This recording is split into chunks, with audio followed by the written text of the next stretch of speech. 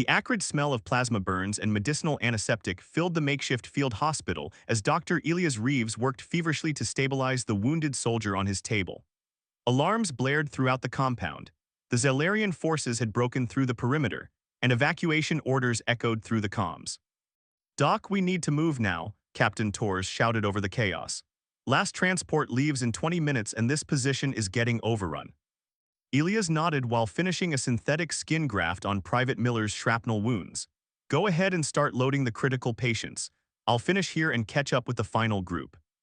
As the medical team rushed to evacuate, Elias gathered essential supplies into his field kit.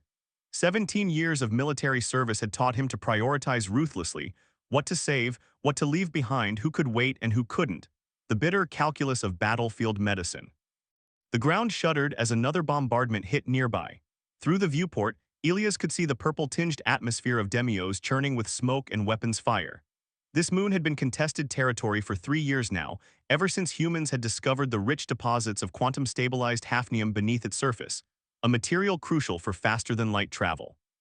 As Elias prepared to leave, a proximity sensor on his wrist device chirped. Someone or something was approaching from outside the compound's eastern wall, an area already breached by enemy forces. Protocol dictated immediate evacuation, but instinct pulled Elias toward the signal. The oath he'd taken as a doctor transcended military boundaries, at least, that's what he told himself. Gripping his service pistol with one hand and med scanner with the other, Elias made his way through the rubble of the collapsed eastern section. The scanner's signal grew stronger as he approached a pile of twisted metal and concrete. Then he heard it, a low, ragged breathing punctuated by what sounded like growling. "Hello, I'm a medic," he called out, immediately regretting revealing his position. The growling intensified, followed by words in heavily accented English. "Stay back, human." Elias rounded the debris pile and froze. Pinned beneath a fallen support beam lay one of the most feared sights in the known galaxy, a Zellerian warrior. Standing over 7 feet tall when upright, with iridescent blue-black skin and a ridge of sensory tendrils where hair would be on a human, the Zellerians were renowned for their martial prowess and their brutal matriarchal society. This one was clearly female, judging by the more pronounced cranial ridges and the deep violet blood seeping from multiple wounds across her torso and legs. Her amber eyes, with their distinctive vertical pupils, fixed on him with primal intensity. "I should kill you," she hissed, revealing sharp teeth, though her attempt to raise her plasma rifle failed as pain contorted her features. "Probably," Elias agreed, holstering his weapon and opening his med kit instead. "But I'm going to try to save you anyway." The Zellerian's eyes narrowed. "Why would you do this?" "Because it's what I do," Elias replied, scanning her injuries. The beam had crushed her lower extremities and she was losing blood rapidly. "What's your name?" After a long pause, she responded, "Kurivex, third sentinel of the Matriarch's vanguard." "I'm Dr. Elias Reeves." He administered a universal coagulant into her thigh, causing her to flinch. "This will hurt, but it should slow the bleeding." His comm unit buzzed insistently. The final transport was preparing for departure. Elias made a decision that would alter his life irrevocably. "Kurivex, I'm going to get this beam off you, but then I have to move you quickly. My people are leaving, and if you stay here, you'll die." The alien warrior studied him, confusion evident in her alien features. "You would take an enemy to your vessel. You are either very brave or very foolish, human doctor." "I've been called worse," Elias said, setting up a portable hydraulic jack next to the beam. "And right now, you're not an enemy, you're a patient." As the beam lifted, Kurivex let out a bone-chilling sound, half scream, half battle cry. Elias quickly administered a powerful analgesic, then began the arduous process of stabilizing her for transport. In the distance, engines roared to life. Their time was running out. "We are bound now, human," Kurivex whispered as he worked, her words slurring from the medication. "By my blood and the stars that witness." Elias didn't understand the significance of her words then. He was too busy trying to save her life and get them both to the transport before it departed. He couldn't know that in Zellerian culture, he had just initiated the most sacred bond possible between two beings. A bond that could never be broken. The quarantine bay of the UNSF Harbinger hummed with tense energy as Elias faced down Colonel Westfield. Behind them, through the reinforced glass wall, Kurivex lay sedated but stable on a medical bed, various monitors tracking her alien physiology. "You violated at least 7 different protocols, Doctor," Westfield growled, his weathered face flushed with anger. bringing an enemy combatant aboard without authorization, a Zellarian no less. She would have died, Colonel, Elias replied, standing his ground. The oath I took doesn't distinguish between human and alien patients. Your oath doesn't account for the fact that she'd gut you without hesitation if your positions were reversed. Westfield shook his head. The brass wants her transferred to Research Division as soon as she's stable. First live Zellarian we've captured. Something protective flared inside Elias. She's not a specimen, she's my patient. She's a prisoner of war, Doctor, nothing more. After Westfield departed, Elias returned to Kuravex's bedside. Her remarkable recuperative abilities had already begun closing the worst of her wounds. As he adjusted her medication, her amber eyes fluttered open, immediately focusing on him with unnerving intensity. You saved me, she stated, her voice stronger than he expected. I did, Elias confirmed, checking her vitals. How's the pain? Manageable, she studied him, her alien features impossible to read. Do you understand what you've done, Elias Reeves? The use of his full name surprised him. I treated your injuries and evacuated you from a combat zone. A sound emerged from her that might have been laughter. In my culture, when one warrior saves another's life at great personal risk, it creates a bond unbreakable, sacred. We call it karvesh, soul binding. Elia's hands stilled over the monitor. And what exactly does that mean? It means that I belong to you and you to me, she said simply, until the final stars burn out. That sounds like, he hesitated. Your concept of marriage is a pale approximation, Kuravex replied. With surprising gentleness, she reached out, her four-fingered hand grazing his wrist. I can sense your discomfort, yet our energies are already intertwining. The touch sent an electric current up his arm. Elias pulled back instinctively. Look, Kuravex, I respect your culture, but I saved you because it was the right thing to do, not to claim you somehow. Intention is irrelevant, the bond exists. Her gaze didn't waver. And soon the matriarchy will sense it too, they will hunt us both. Nobody's hunting anybody. You're aboard a human military vessel headed to our main outpost in this system. Fear flashed across her alien features. Your kind will experiment on me. Elias wanted to deny it but couldn't. The research division's reputation was well known. I won't let that happen, he promised, surprising himself with his vehemence. Kuravex's expression softened. Then you already feel the bond's pull. Tell me, Elias Reeves, have you ever felt drawn to the stars, to something beyond your understanding? He thought of all the nights he'd spent staring at alien skis, feeling something indefinable tugging at his soul. Before he could answer, the quarantine bay door hissed open and Dr. Monroe entered with a security team. We're here to prep the specimen for transfer, Monroe announced, not bothering to look at Kuravex. She's still recovering, Elias objected. Orders from command, Monroe's smile didn't reach her eyes. Step aside, doctor. As the security team approached, Kuravex's body tensed, her sensory tendrils rippling with alarm. Her eyes locked with Elias, a silent communication passing between them. In that moment, Elias realized two things with startling clarity. He would not allow them to treat her as a laboratory experiment, and somehow, impossibly, he could feel her fear as if it were his own. Perhaps there was something to this soul binding after all. 2 weeks into Kuravex's official observation period, Elias had managed to maintain his position as her primary physician through a combination of medical authority and bureaucratic maneuvering. The research division, led by the coldly efficient Dr. Monroe, had been forced to conduct their tests under his supervision. Her cellular regeneration rate is remarkable, Monroe commented, reviewing the latest scans as they stood in the observation room. And the neural pathways, unlike anything we've seen before. Imagine the applications if we could synthesize these properties. She's not a blueprint for biological weapons, Elias replied sharply. Monroe's smile was thin. Who said anything about weapons, doctor? I'm talking about medical advancements. But Elias had seen the classified research briefs he wasn't supposed to access, Project Chimera, designed to create enhanced soldiers using Zellarian DNA. The true reason behind the war wasn't just resources, it was the Zellarians themselves. Later, during his evening checkup, Elias found Kuravex meditating on the floor of her secured quarters. She'd been given more freedom of movement after proving she wasn't an immediate threat, or so the military believed.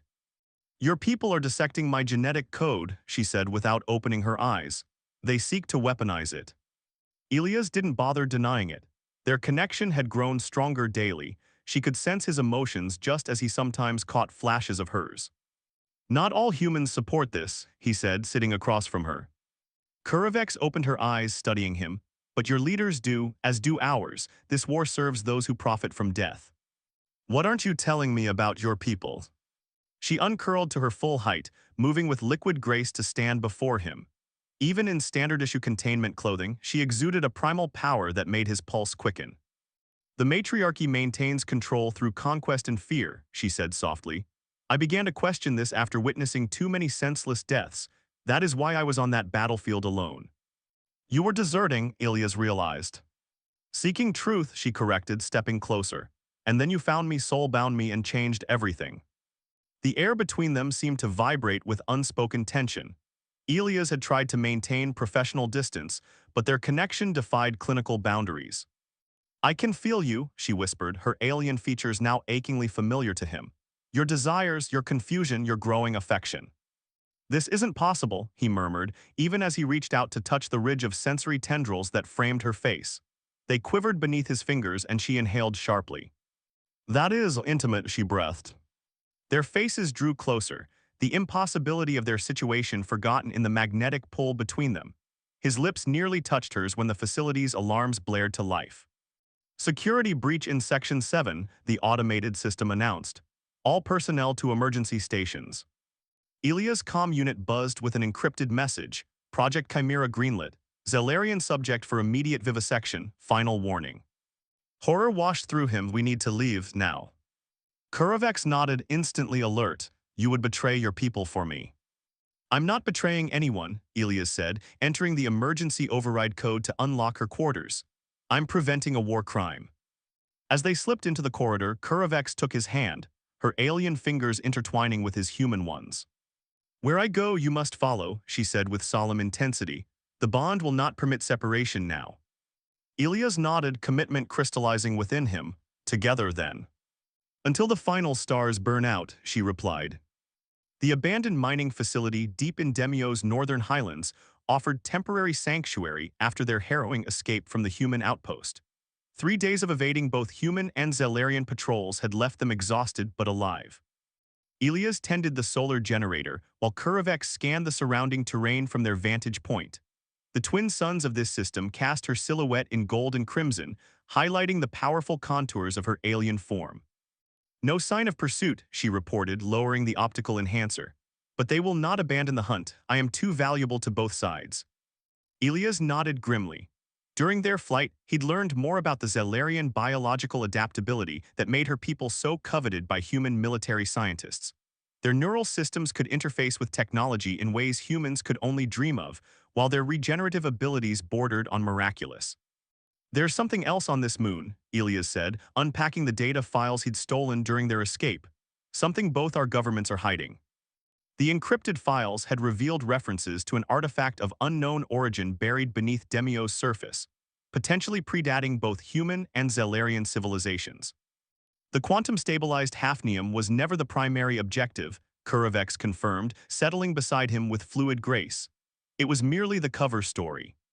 They reviewed the fragmented maps together, their shoulders touching. The casual contact no longer seemed strange. Their enforced proximity had evolved into something deliberate desired. Here, Ilias pointed to a geological anomaly. The density readings don't match natural formations. As night fell, bringing Demio's spectacular aurora displays, they plotted their approach to the coordinates. The temperature dropped rapidly, and they retreated inside the facility's core room. Your body temperature is falling, Kurovex observed, concern evident in her voice. Human standard, Ilias assured her, though he couldn't suppress a shiver. Without hesitation, she moved closer, her naturally higher body heat radiating against him. The soul bond allows us to share energy, she explained, her amber eyes reflecting the dim emergency lighting. Is that what this is? Ilias asked, gesturing to the invisible current that seemed to flow between them. Just energy transfer. Kurovex's expression softened. No, Ilias Reeves, it is much more. Her hand cupped his face, the alien texture of her skin now wonderfully familiar. When their lips met, the differences in their physiology seemed inconsequential against the tide of shared emotion that flowed between them. I never imagined this, he whispered against her mouth. I dreamed of you, she confessed. Before we ever met, the stars sang of your coming.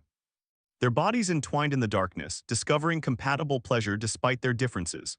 Her skin shimmered with bioluminescence where he touched her, mapping constellations across her alien form. Their connection transcended physical union, minds linked through the mysterious bond they shared, each sensation echoed and amplified between them. Afterward, as they lay together watching aurora lights dance through the viewport, Kurovex traced symbols on his chest. "What are those?" he asked. "An ancient Zellarian blessing," she replied, "for two who journey as one." Morning brought renewed purpose. They would find the artifact and use whatever knowledge it contained to end the senseless conflict between their species. "No matter what we discover," Elias said as they prepared to depart, "I won't regret choosing you." Kurovex's answering smile contained both tenderness and fierce determination. "We were chosen by forces greater than ourselves, Elias. Now we must prove worthy of that choice." Hand in hand, human and Zellarian stepped into the alien dawn.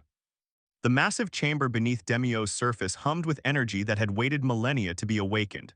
Pillars of translucent crystal rose from floor to ceiling, each pulsing with internal light that responded to their presence. At the chamber's center stood a dais of unknown material, neither metal nor stone. "It's reacting to us," Elias observed in wonder, "to both of us together." 3 arduous weeks had passed since they discovered the entrance to this ancient complex. Pursuit forces had drawn closer each day, but the facility's defenses, dormant until their arrival, had kept both human and Zellarian military at bay. "The inscriptions," Kurovex said, her fingers tracing the symbols encircling the dais. "They speak of convergence, of separate paths becoming one." The universal translator he'd brought struggled with the ancient language, but fragments became clear: symbiosis, evolution, transcendence through union. This place wasn't built by either of our ancestors, Elias realized. It was built for them, for us to find together. As Kurovex stepped onto the dais, light spiraled up her body. She gasped, not in pain but revelation. "Elias," she called, extending her hand, "join me." The moment their fingers touched upon the dais, the entire chamber blazed to life. Knowledge poured into their linked minds, the history of a precursor species that had seeded both their worlds, the deliberate evolutionary divergence, and the hope that someday their descendants would reunite. "They engineered our species to be compatible," Elias whispered in awe, "different but complementary." "The soul bond," Kurovex breathed. "It's part of their design, a genetic memory awakened when the time was right." The ancient message completed its transmission, with instructions for activating a communication array powerful enough to broadcast to both their homeworlds simultaneously. With it, they could share the truth that would render the war meaningless.